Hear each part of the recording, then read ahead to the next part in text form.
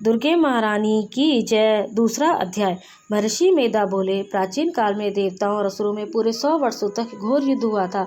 उनमें असुरों का स्वामी महिषासुर था और देवराज इंद्र देवताओं के नायक थे। इस युद्ध में देवताओं की सेना परास्त हो गई थी और इस प्रकार संपूर्ण देवताओं को जीत महिषासुर इंद्र बन बैठा था। युद्ध के पश्चात हारे हुए देवता प्रजापति श्री ब्रह्मा को साथ लेकर उस स्थान पर पहुंचे जहां पर कि भगवान शंकर विराजमान थे। देवताओं ने अपनी हार का सारा वृतांत भगवान श्री विष्णु और शंकर जी से कह सुनाया। वह कहने लगे, हे प्रभु, महिषासुर सूर्य, इंद्र, अग्नि, वायु, चंद्रमा, यम, वरुण तथा अन्य देवताओं के सब अधिकार छीनकर सबका अधिष्ठाता स्वयं बन बैठा है। उसने समस्त देवताओं को स्वर्ग से निकाल दिया है। वह मनुष्य की तरह पृथ्वी पर विचर रहा है। दैत्यों की सारी करतूत हमने आपको सुना दी है और आपकी शरण में इसलिए आए हैं कि आप उनके वध का उपाय बताइए। देवताओं की बातें सुनकर भगवान विष्णु और शंकर जी को दैत्यों पर बड़ा गुस्सा आया और उनकी बाहें तन गई और आंखें लाल हो गई। गुस्से से भरे हुए भगवान विष्णु के मुख से बड़ा भारी तेज निकला और उसी प्रकार का तेज भगवान शंकर, ब्रह्मा और इंद्र आदि सभी देवताओं के मुख से प्रकट हुआ। फिर वह सारा तेज एक में मिल गया और तेज का पुंज वह ऐसे दिखता था जैसे कि ज्वालायमान पर्वत हो। देवताओं ने देखा कि उस पर्वत की ज्वाला चारों ओर फैली हुई थी और देवताओं के शरीर से प्रकट हुई तेज की किसी अन्य तेज से तुलना नहीं हो सकती थी। एक स्थान पर इकट्ठा होने पर वह तेज एक देवी के रूप में परिवर्तित हो गया और अपने प्रकाश से तीनों लोकों में व्याप्त जान पड़ा। वह भगवान शंकर का तेज था। उसे देवी का मुख प्रकट हुआ। यमराज के तेज से उसके सिर बाल बने, भगवान विष्णु के तेज से उसकी भुजाएं बनी, चंद्रमा के तेज से दोनों स्तन और इंद्र के तेज से जंघा और पिंडली तथा सूर्य पृथ्वी के तेज से नितंब भाग बना। ब्रह्मा के तेज से दोनों चरण और सूर्य के तेज से उनकी अंगुलियां बनी। वसु के तेज से हाथों की उंगलियां, कुबेर के तेज से नासिका बनी, प्रजापति के तेज से उसके दांत और अग्नि के तेज से उसके नेत्र बने, संध्या के तेज से उसकी बाहें और वायु के तेज से उसके कान प्रकट हुए थे। इस प्रकार उस देवी का प्रादुर्भाव हुआ था। महिषासुर से पराजित देवता उस देवी को देखकर अत्यंत प्रसन्न हुए। भगवान शंकर ने अपने त्रिशूल में से एक त्रिशूल निकालकर उस देवी को दिया और इसी तरह से सभी देवताओं ने अपने अपने अस्त्रों और शस्त्रों से निकालकर देवी को दिए। इसी तरह दूसरे देवताओं ने भी उसे आभूषण और अस्त्र देकर उनका सम्मान किया। इसके पश्चात देवी ने उच्च स्वर से गर्जना की। उसके इस भयंकर नाद से आकाश गूंज उठा। देवी का उच्च स्वर से किया हुआ सिंहनाद समा न सका। आकाश उनके सामने छोटा प्रतीत होने लग गया। उससे बड़े जोर की प्रतिध्वनि हुई जैसे समस्त विश्व में हलचल मच गई और समुद्र कांप उठे, पृथ्वी डोलने लगी और सबके सब पर्वत हिलने लगे। देवताओं ने उस समय प्रसन्न हो सिंह वाहिनी जगतमाई देवी से कहा, हे देवी, तुम्हारी जय हो। इसके साथ महर्षियों ने भक्ति भाव से विनम्र होकर उनकी स्तुति की। संपूर्ण त्रिलोकी को शोकमग्न देखकर दैत्यगण अपनी सेनाओं को साथ लेकर और हथियार आदि सजाकर उठ खड़े हुए। महिषासुर के क्रोध की कोई सीमा नहीं थी। उसने क्रोध में भरकर कहा, यह सब क्या उत्पात है। फिर वह अपनी सेना के साथ उस ओर दौड़ा जिस ओर से भयंकर नाद का शब्द सुनाई दिया था और आगे पहुंचकर उसने देवी को देखा कि जो कि अपने प्रभा से तीनों लोकों को प्रकाशित कर रही थी और जिनके भार से पृथ्वी दबी जा रही थी। महिषासुर की सेना का सेनापति चिक्षुर नामक एक महान असुर था। वह आगे बढ़कर देवी के साथ युद्ध करने लगा और दूसरे दैत्यों की चतुरंगिनी सेना को साथ लेकर चामर भी लड़ने लगा और बाकी सभी असुर भी देवी के साथ युद्ध करने लगे। इसके पश्चात ऋषि और देवताओं करने लगे। इसके पश्चात देवी महिषासुर के करोड़ों रथियों, हाथी, घोड़ों सहित वहां आकर देवी के साथ लड़ने लगे। सभी असुर तोमर, भिंडीपात, शक्ति, मूसल, खेडक, फरसों, पट्टियों के साथ रणभूमि देवी के साथ युद्ध करने लगे। कई शक्तियां फेंकने लगे और कई अन्य शस्त्रादि। इसके पश्चात सबके सब दैत्य अपनी प्रिय तलवारों हाथों में लेकर देवी से लड़ने लगे और उन्हें मार डालने का उद्योग करने लगे। मगर देवी ने क्रोध में भरकर खेल ही खेल में उन सबके अस्त्र शस्त्रों को काट दिया और इसके पश्चात सभी लोग देवी की स्तुति करने लगे और अस्त्र शस्त्रों की वर्षा करने लगे। देवी का वाहन भी क्रोध में भरकर दैत्य सेना में इस प्रकार विचरने लगा जैसे कि वन में दावानल फैल रहा हो। युद्ध करती हुई देवी ने क्रोध में भर जितने श्वासों को छोड़ा वह तुरंत ही सैकड़ों हजारों घोड़ों के रूप में परिवर्तित हो गई और सभी ने दैत्यों का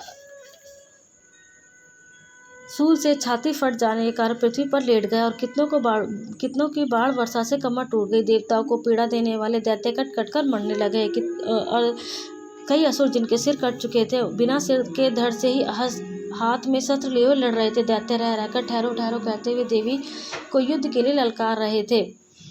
जहाँ पर घोर संग्राम हुआ था वहाँ की भूमि रथ, हाथी, घोड़े और असुरों की लाशों से भर गई थी। जैसे तृण काष्ठ के बड़े समूह को अग्नि नष्ट कर डालती है, और देवी का सिंह भी गर्दन के बालों को हिलाता हुआ और बड़ा शब्द करता हुआ असुरों के शरीरों से माने उनके प्राणों को ढूंढ रहा था। वहां देवी के गणों ने जब दैत्यों के साथ युद्ध किया तो देवताओं ने प्रसन्न होकर आकाश से उन पर पुष्प वर्षा की।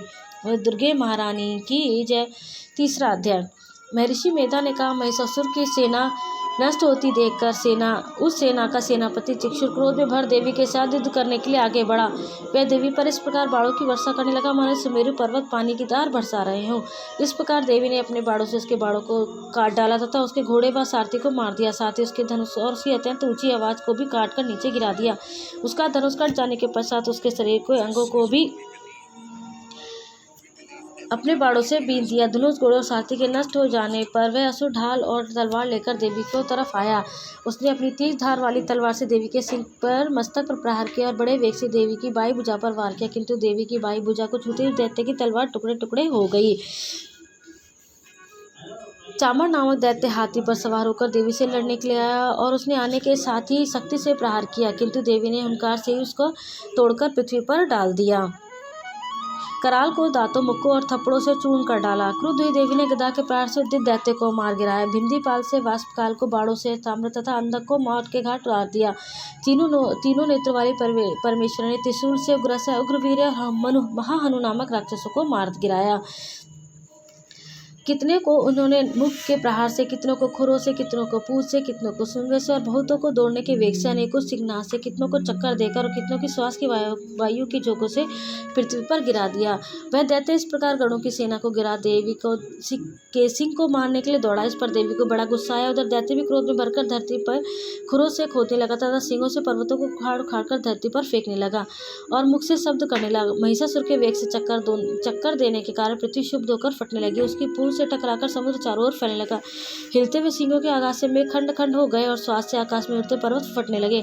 इस तरह क्रोध में भरे हुए राक्षस को देख चंडिका को भी क्रोध आ गया और वह उसके मारने के लिए क्रोध में भर गई। देवी ने पास फेंककर दैत्य के बांध लिया, जिसने बन जाने पर दैत्य का रूप त्याग दिया और सिंह का रूप बना लिया। और ज्यों ही देवी उसका सिर काटने के लिए तैयार हुई कि उसने पुरुष का रूप बना लिया, जो कि हाथ में तलवार लिए हुए था। देवी ने तुरंत ही अपने बाणों के साथ उस पुरुष को उसकी तलवार ढाल सहित बीन डाला। इसके पश्चात वह हाथी के रूप में दिखाई देने लगा और अपनी लंबी सूंड से देवी के सिंह को खींचने लगा और गर्जन लगा। देवी ने अपनी तलवार से उसकी सूंड के काट डाली। तब राक्षस ने एक बार फिर भैंसे का रूप धारण कर लिया और पहले की तरह चर जीवों सहित समुद्र समाप्त त्रिलोकी को व्याकुल करने लगा। इसके पश्चात क्रोध में भरी हुई देवी बारंबार उत्तम मधु का पान करने लगी और लाल लाल नेत्र करके हंसने लगी। देवी अपने बाणों से उसके फेंके हुए पर्वतों को चूर्ण करती हुई बोली, और मूर्ख, जब तक मैं मद्यपान कर रही हूँ तब तक तू गरज ले और इसके पश्चात मेरे हाथों तेरी मृत्यु हो जाने पर देवता गरजेंगे। महर्षि मेधा ने कहा। यह कहकर देवी उछलकर उस दैत्य पर जा चढ़ी और उसको अपने पैर से दबाकर सूल से उसके गले पर आघात किया। देवी के पैर से दबने पर भी दैत्य अपने दूसरे रूप में अपने मुख से बाहर होने लगा। अभी वह आधा ही बाहर निकला था कि देवी ने अपने प्रभाव से उसे रोक दिया। जब वह आधा निकला हुआ ही दैत्य युद्ध करने लगा तो देवी ने अपनी तलवार से उसका सिर काट दिया। इसके पश्चात सारे राक्षस सेना हाहाकार करती वहां से भाग खड़ी हुई और सब देवता अत्यंत प्रसन्न हुए तथा ऋषियों महर्षियों सहित देवी की स्तुति करने लगे। गंधर्वराज गान करने तथा अप्सराएं नृत्य करने लगी। दुर्गे महारानी की जय।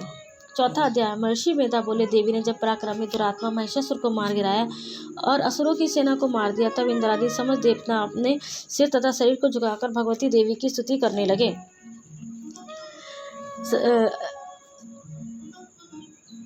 संपूर्ण देवता तथा महर्षियों की पूजनीय है उस अंबिका को हम भक्तिपूर्वक नमस्कार करते हैं। वह हम सबका कल्याण करे। जिस अतुल प्रभाव और बल का वर्णन भगवान विष्णु, शंकर, ब्रह्मा जी भी नहीं कर सके, वह चंडिका देवी संपूर्ण जगत का पालन करे और अशुभ भय का नाश करे। पुण्यात्माओं के घरों में तुम स्वयं लक्ष्मी रूप और पापियों के घर में तुम अलक्ष्मी रूप हो और सतकुल में उत्पन्न होने वाली देवी तुम लज्जा रूप होकर उनके घरों में निवास करती हो। हम उस दुर्गा देवी भगवती को नमस्कार करते हैं। हे देवी, इस विश्व का पालन करो। हे देवी, तो हमारे अचिंत्य रूप का किस प्रकार वर्णन करो। असुरों का नाश करने वाले भारी पराक्रम तथा समस्त देवताओं और दैत्यों के विषय में जो तुम्हारे पवित्र चरित्र हैं, उनको हम किस प्रकार वर्णन करें। हे देवी, त्रिगुणात्मिका होने पर भी तुम संपूर्ण जगत की उत्पत्ति का कारण हो। हे देवी, भगवान विष्णु, शंकर आदि किसी भी देवता ने तुम्हारा पार नहीं पाया है। तुम सबकी आश्रय हो। यह संपूर्ण जगत तुम्हारा अंश रूप है, क्योंकि तुम सबकी आदिभूत प्रकृति हो। हे देवी, तुम्हारे जिस नाम का उच्चारण संपूर्ण जगहों में सब देवता तृप्ति लाभ करते हैं, वह स्वाहा तुम ही हो। इसके अतिरिक्त तुम पितरों की तृप्ति का कारण हो, इसलिए तुम सब आपको स्वधा कहते हैं। हे देवी, वह विद्या जो मोक्ष के देने वाली है, जो अचिंत्य महाज्ञान महास्वरूपा है, तत्व के सार को वश में करने वाली है, संपूर्ण दोषों को दूर करने वाली, मोक्ष की इच्छा वाले मुनिजन जिसका अभ्यास करते हैं, वह तुम ही हो। तुम वाणी रूप हो और दोष रहित ऋग तथा यजुर्वेदों की एवं उद्गत और सुंदर पदों का पाठ वाले सामवेद की आश्रय रूप हो। तुम भगवती हो। इस विश्व की उत्पत्ति एवं पालन के लिए तुम वार्ता के रूप में प्रकट हुई हो और तुम संपूर्ण संसार की पीड़ा हरने वाली हो। हे देवी, जिससे सारे शास्त्रों को जाना जाता है, वह मेधा शक्ति तुम ही और दुर्भव सागर से पार करने वाली नौका भी तुम ही हो। लक्ष्मी रूप से विष्णु भगवान के हृदय में निवास करने वाली और भगवान महादेव द्वारा सम्मानित गौरी तुम ही हो। मंद मुस्कान वाले पूर्ण चंद्रबिंब के समान और उत्तम स्वर्ण को मनोहर कांति से कमनीय तुम्हारा मुख को देखकर भी महिषासुर क्रोध में भर गया। यह बड़े आश्चर्य की बात है। और हे देवी, तुम्हारा यही मुख जब क्रोध में भर गया तो उदय काल के चंद्रमा की भांति लाल हो गया और तनिए भाव के कारण विकराल रूप हो गया। उसे देखकर भी महिषासुर के शीघ्र प्राण नहीं निकल गए। यह बड़े आश्चर्य की बात है। आपके कुपित मुख के दर्शन करके भला कौन जीवित रह सकता है। हे देवी, तुम हमारे कल्याण के लिए प्रसन्न हो। आपके प्रसन्न होने से जगत का अभ्युदय होता है और जब आप क्रुद्ध हो जाती हो तो कितने ही कुलों का सर्वनाश हो जाता है। यह हमने अभी भी जाना है कि जब तुमने महिषासुर की बहुत बड़ी सेना को देखते देखते मार दिया। हे देवी, सदा अभ्युदय देने वाली तुम जिस पर प्रसन्न हो जाती हो वही देश में सम्मानित होते हैं। उनके धन यश की वृद्धि होती है, उनका धर्म कभी स्थिर नहीं होता और उनके यहाँ अधिक पुत्र पौत्री और नौकर होते हैं। हे देवी, तुम्हारी कृपा से धर्मात्मा पुरुष प्रतिदिन श्रद्धापूर्वक यह करता है और धर्मानुकूल आचरण करता है और उसके प्राप्त सर्वलोक में जाता है, क्योंकि तुम पर संपूर्ण जीवों के भय नष्ट कर देती हो और चित्त वालों के द्वारा चिंतन करने पर उन्हें और अत्यंत मंगल देती हो। हे दरिद्र दुख नाशिनी देवी, तुम्हारे सिवा दूसरा कौन है। तुम्हारा चित्त सदा दूसरों के उपकार में लगा रहता है। हे देवी, तुम शत्रु को इसलिए मारती हो कि उनके मारने से दूसरों को सुख मिलता है। वह चाहे नरक में जाने के लिए चिरकाल तक पाप करते रहे, किंतु तुम्हारे साथ युद्ध करके सीधे स्वर्ग को जाए, इसलिए तुम उनका वध करती हो। तुम्हारा बल व पराक्रम शत्रु को नाश करने वाला है। इस तरह तुमने शत्रुओं पर भी दया प्रकट किया। हे देवी, तुम्हारे बल की किसके साथ बराबरी की जा सकती है तथा शत्रुओं के भय देने वाला इतना सुंदर रूप भी और किसका है। हृदय में कृपा और युद्ध में निष्ठुरता, यह दोनों बातें तीनों लोकों में केवल तुम्हें में देखने में आई है। हे माता, युद्ध भूमि में शत्रु को मारकर तुमने उन्हें स्वर्गलोक में पहुंचाया है। इस तरह तीनों लोकों की तुमने रक्षा की है तथा उन उन्मत्त असुरों में जो हमें भय था उनको भी तुमने दूर किया है। हम तुमको नमस्कार करते हैं।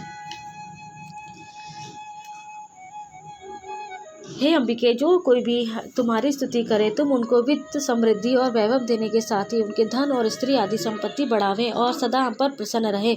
महर्षि बोले, हे राजन, देवताओं ने जब जगत के लिए तथा अपने लिए इस प्रकार प्रश्न किया तो बस तथास्तु कहकर देवी अंतर्ध्यान हो गई। हे भूप, जिस प्रकार तीनों लोगों का हित चाहने वाली वह भगवती देवताओं के शरीर से उत्पन्न हुई थी, वह सारा वृत्तांत मैंने तुमसे कह दिया है। और इसके पश्चात दुष्ट असुरों तथा शुंभ निशुंभ का वध करने और सब लोगों की रक्षा करने के लिए जिस प्रकार गौरी देवी के शरीर से उत्पन्न हुई थी, वह सारा वृत्तांत मैं यथावत वर्णन करता हूँ। बोले दुर्गे महारानी की जय, अम्बे माता की जय, जगदम्बे माई की जय, विष्णु वैष्णो माता की जय, कालका माई।